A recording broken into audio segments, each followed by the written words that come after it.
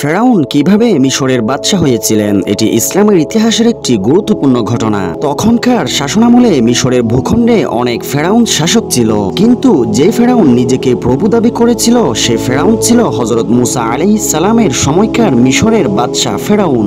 ফেরাউন ক্ষমতায় এসে নিজেকে সর্বোচ্চ শাসক বলে দাবি করেন এবং নিজেকে আনা রব্বুকুমুল আ'লা অর্থাৎ আমি তোমাদের সর্বোচ্চ প্রভু এই কথা বলে রাজ্যে ঘোষণা দিয়ে দিলেন। আর ফেরাউন বনি ইসরায়েলদের প্রতিনিয়ত দাস বানিয়ে রাখতেন এবং তাদের পুত্র সন্তানদের হত্যা করতেন এবং নারীদের জীবিত রাখতেন। আর মূসা নবী যখন ফেরাউনের কাছে গিয়ে ইসলামের দাওয়াত দিলেন তখন ফেরাউন আল্লাহকে অস্বীকার করে মুখ ফিরিয়ে নিলেন এবং নিজেকে সর্বোচ্চ প্রভু বলে দাবি করলেন।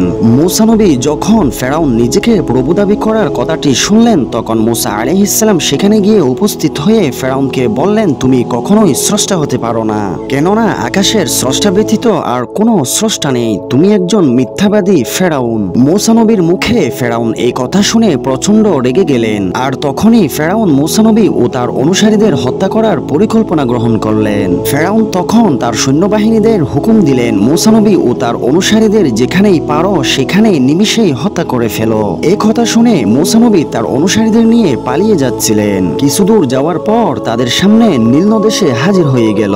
তখনই মূসা নবীর অনুসারীরা বলল, হে মূসা, আমাদের তো পালাবার আর কোনো রাস্তা নেই, ফেরাউনের সৈন্যরা এখন তো আমাদের হত্যা করে ফেলবে। মূসা নবী তখন বললেন, তোমরা নিরাশ হইও না, ধৈর্য ধরো, আল্লাহ তাআলা ব্যবস্থা করে দিবেন। তখন মূসা নবী তার হাতের লাঠি দিয়ে সমুদ্রে আঘাত করলেন আর তখনই সমুদ্র ফেটে রাস্তা তৈরি হয়ে গিয়েছিল। সুবহানাল্লাহ। আর আল্লাহ তাআলা ফেরাউন ও তার অনুসারীদের সমুদ্রে ডুবিয়ে মারলেন। সুবহানাল্লাহ।